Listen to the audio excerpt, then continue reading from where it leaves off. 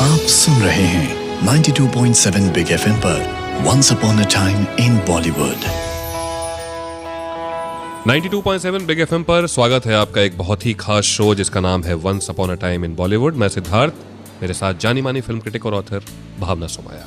29 March है आज, और आज के दिन 1929 में ईस्ट बंगाल, जो अब बांग्लादेश का एक पार्ट है, कुछ ऐसा हुआ जिसने आने वाले सालों में भारत के रंगमंच को बदल दिया, सिनेमा को बदल दिया, और हमें मिला एक बहुत बड़ा कलाकार। उत्पल दत्त की बात कर रहा हूं। भावना जी, सबसे पहले मैं ये जानना चाहूंगा कि जब भी उत्पल दत्त का नाम लिया जाता है तो आपके जहन में कौन सी तस्वीर निकल कर आती है? मुझे उनकी बड़ी बड़ी आंखें दिखती है, उनका बूमिंग वॉइस मेरे कानों में गूंजता है। जैसे श्रीदेवी ने एक बार कहा था कि वो जब एनटीआर के साथ काम करती थी तो उनकी आवाज से डर जाती थी, तो उसी तरह से मैं भी उत्पल दत्त की आवाज से थोड़ा सा डर जाती हूँ। करीबन 1950 से उन्होंने काम करना शुरू किया जी। उनकी आखिरी फिल्म गौतम घोष की थी, पद्मा नादिर माझी जी। और हर प्रकार का role, positive, negative, character artist, protagonist, comedy और ऋषिकेश मुखर्जी, बासुदा, सब उनके फेवरेट डायरेक्टर्स रहते हैं। मतलब दीना पाठक अक्सर उनके बारे में बात करती थी, गोलमाल के किस्सों के बारे में। तो कहती थी कि कैसे हम शूटिंग करते थे, कैसे फिल्म खत्म हो जाती थी, हमें पता ही नहीं चलता था, क्योंकि हम शॉट दे रहे हैं और बाद में हम बातें कर रहे हैं, तो पता ही नहीं चलता था कि सीन कब है एंड ऑफ स्क्रीन कब है। हमारे साथ उनके बारे में बात करने के लिए एक बहुत ही खास मेहमान है, तो थोड़ी देर में हमारे साथ जुड़ने वाले हैं उत्पल दत्त जी की बेटी विष्णुप्रिया दत्त। सुनते रहिए once upon a time in Bollywood, only on 92.7 big FM. आप सुन रहे हैं 92.7 बिग एफएम पर once upon a time in Bollywood. स्वागत है आपका एक बहुत ही खास शो जिसका नाम है once upon a time in Bollywood, 92.7 big FM पर। मैं सिद्धार्थ, मेरे साथ जानी मानी फिल्म क्रिटिक और ऑथर भावना सोमाया। और आज बात हो रही है जिन्हें विदाउट एनी डाउट स्टालवर्ट कहा जा सकता है, उत्पल दत्त साहब। आज उनकी बर्थ एनिवर्सरी है, और भावना जी हमारे साथ उनके बारे में बात करने के लिए एक बहुत ही खास मेहमान है जो अमूमन मीडिया से थोड़ा हटकर रहती हैं। वो हैं उत्पल दत्त जी की बेटी विष्णुप्रिया दत्त। वाह। जो जवाहरलाल यूनिवर्सिटी, जो दिल्ली का एक जाना माना विश्वविद्यालय है, वहाँ पे थिएट्रिक्स पढ़ाती हैं। तो इससे अच्छा मौका और क्या होगा कि हम उनसे बात करें। तो विष्णुप्रिया जी, बहुत बहुत स्वागत है आपका 92.7 बिग एफएम पर। और पहले तो उत्पल दत्त जी की वर्षगांठ जो है, जन्मदिन है, उस पर आपको बहुत बहुत बधाई। उत्पल दत्त जी को अगर मैं हिंदी फिल्म ऑडियंस के हिसाब से देखूं तो उनकी इमेजरी थोड़ी अलग है अगर मैं उसको कंपेयर करूं उनकी बंगाली फिल्म से और उनके थिएटर के ज़माने से। मैं पहले तो ये जानना चाहूँगा कि आप अगर उनके थिएटर डेज के बारे में कुछ बता सकें हमें। Theatre was his passion, his life, and then when he joined Hindi film to do good deed generally, क्योंकि उनका जो पुराना थिएटर था, मिनर्वा थिएटर, बहुत डेट बढ़ गए थे। 69 there was something like a 9 lakh debt which he had to pay back himself. 9 lakh at that time must be a huge amount. Yes, he had to pay it back himself क्योंकि somewhere the contract उनके नाम पे थे। And ये सब जो theatre था ना, the new amateur, passionate amateurism, कि हम लोग कुछ करेंगे, हम लोग पैसे के लिए नहीं करती हूँ, लेकिन हम लोग देश के लिए, द पब्लिक डे बेस, इसलिए हम लोग को पब्लिक से हमें थिएटर करना चाहिए, हमारे ऑडियंस के पास कुछ बोलना चाहिए। So that was his theater, it was his life, it was his the first love. Satyajit रे की अगर मैं बात करूं तो उनके साथ भी बहुत बेहतरीन काम किया है उत्पल दत्त साहब ने। हाँ, चार। ओके, कौन कौन सी हैं? पहला था जन अरण्य, जो मिडिलमैन पे बनी थी फिल्म, शंकर की कहानी। तो उन दोनों का बहुत दोस्ती हो गए। तो इनके बाद जब हीरोक राजा देशे बनाया था, बाबा को हीरोक राजा के रोल में चुना गया था, and that was I think a brilliant film as such. Then Joy Baba Felunath, और मेरा पिताजी हमेशा बोलते थे कि वो उनका खुद का एक सबसे ज्यादा बेहतरीन एक्टिंग का नमूना था। He was just fabulous as this Marwari businessman जो हाफ हिंदी हाफ बंगाली में बात करते थे, जिसको मेरू कहते हैं। पहली हिंदी फिल्म टेक्निकली भुवन शोम रही होगी शायद इनकी। हाँ जी, that is different sort of iconic film. Correct, and it was supposed to be the advent of parallel cinema movement, as they say in India. Rishikesh Mukherjee ji ने बहुत अच्छा दोस्त था फैमिली का, आपको पैसा का जरूरत है ये डेट पे करने के लिए, आप आ जाओ। तो उनके बाद वो ऋषि मामा, बासु चैटर्जी, यू नो वो ये middle of the road cinema जिसे कहते हैं, ओल्ड कनेक्ट, राइट। मुझे लगता है शक्ति सामंत साहब के साथ भी काफी काम किया, लाइक विलन थे उसमें वो, but it was very stereo comical villain. That's right. Golmaal happened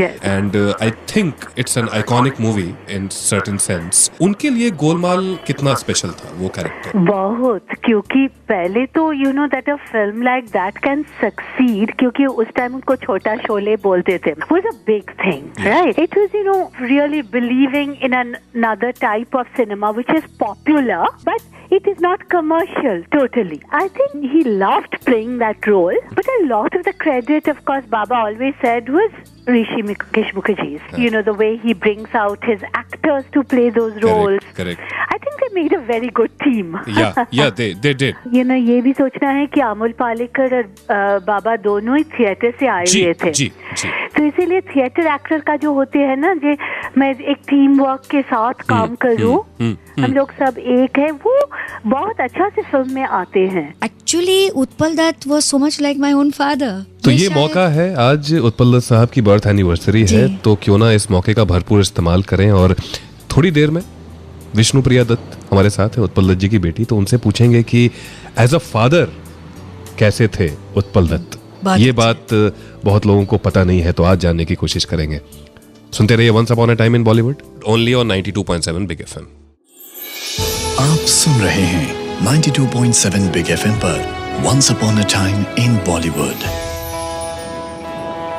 92.7 big FM पर स्वागत है आपका एक बहुत ही खास शो जिसका नाम है once upon a time in Bollywood. मैं सिद्धार्थ, मेरे साथ जानी मानी फिल्म क्रिटिक और ऑथर भावना सोमाया। और आज बात हो रही है एक महान कलाकार की, क्योंकि आज उनकी बर्थ एनिवर्सरी है। आज 29 मार्च है, उत्पल दत्त साहब की बर्थ एनिवर्सरी है। एक महान कलाकार हर लिहाज से।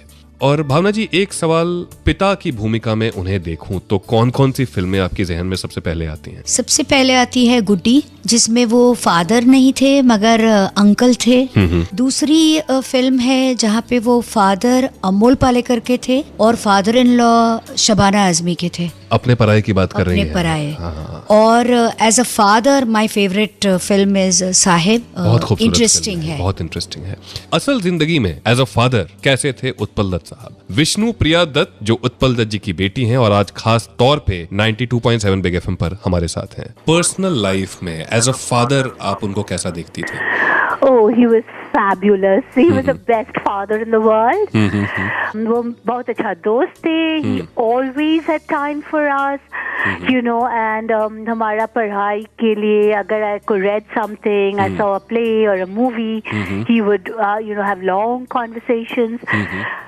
मैं कभी नहीं देखा कि बाबा ने tired है and he doesn't want to talk. ऐसा कभी नहीं हुआ. One is you know the way he treated women. Right. My mother or me. It is I think very rare in India. वो पूरा respect.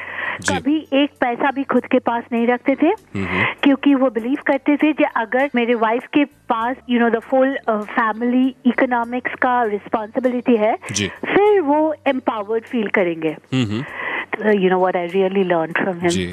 और मुंबई फिल्म इंडस्ट्री में अगर मैं पूछूं कि उनके इनर सर्किट में कौन कौन लोग थे, किनसे वो ज्यादा मिलते जुलते थे, फ्रेंड सर्कल में कौन थे? एक तो डेफिनेटली बासुदा और ऋषिदा तो होंगे ही। बासु चैटर्जी जी, you know the directors he liked working with.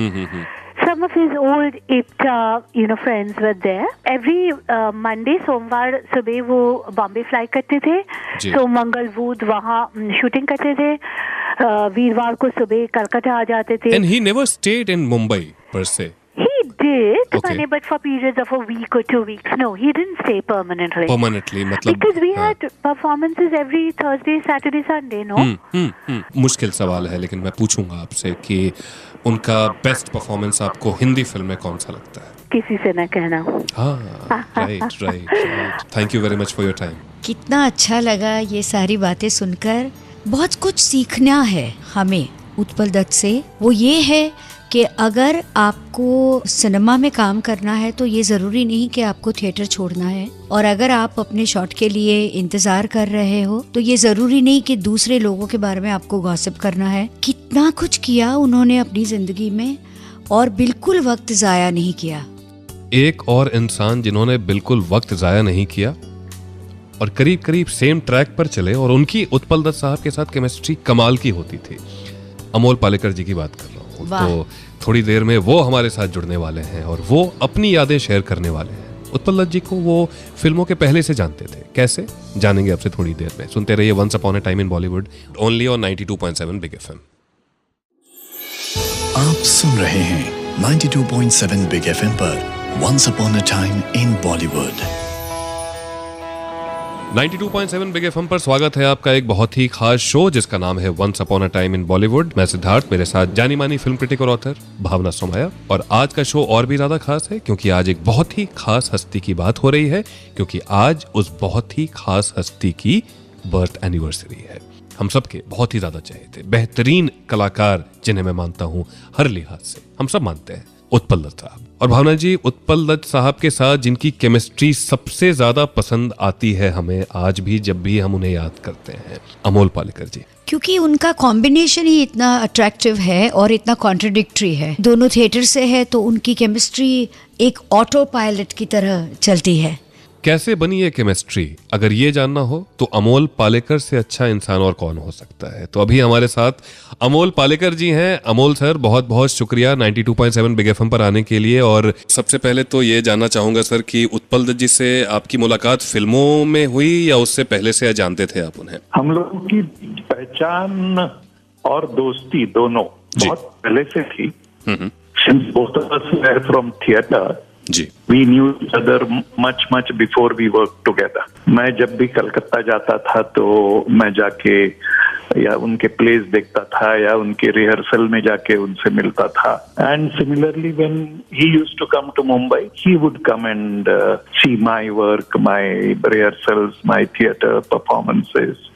तो हम लोगों की जान पहचान बहुत पहले से थी जी। और जब आपने उनको थिएटर के जमाने में देखा था कलकत्ता में खास करके, तो कैसी पर्सनालिटी थे वो, मतलब अगर मैं पूछूं थिएटर के तौर पर? He was a absolute fire brand. Golmaal में या हिंदी फिल्मों में उनके जो पोर्ट्रेयल्स है बहुत idiocentric comic kind of a thing. Utpal da wasn't like that. Utpal दा वाज अ वेरी स्टॉन्च, क्या कहें, पैशनेट थिएटर वर्कर। तो गोलमाल सर पहली फिल्म थी जब साथ में आए आप दोनों? इकट्ठा काम हमने गोलमाल में पहली बार किया, बट हमारी दोस्ती उससे बहुत पहले की थी। और आगे चलकर मेरे ख्याल है कि 2 और फिल्में आप लोगों ने साथ में की? 3-4 फिल्में हम लोगों ने साथ में की। It was always tremendous pleasure working with him. We worked almost with the same passion of working together and helping each other. Amol Palekar की ये खासियत है कि वो बहुत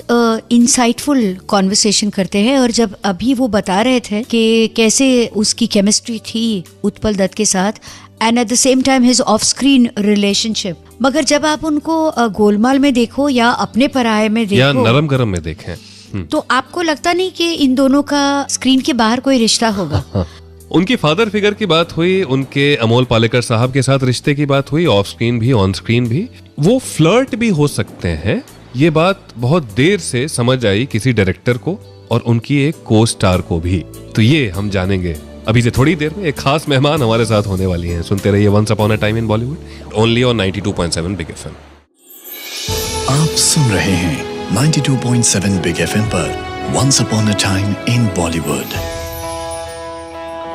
92.7 बिग एफएम पर स्वागत है आपका एक बहुत ही खास शो जिसका नाम है once upon a time in Bollywood. मैं सिद्धार्थ, मेरे साथ जानी मानी फिल्म क्रिटिक और ऑथर भावना सोमाया। खास दिन है आज, 29 मार्च है 1929 में। आज के ही दिन एक महान कलाकार का जन्म हुआ जिन्हें हम और आप उत्पल दत्त के नाम से जानते हैं। थिएटर के कद्दावर अभिनेता, फिल्मों के कद्दावर अभिनेता, एक नई शैली लेकर आए वो हिंदी फिल्मों में।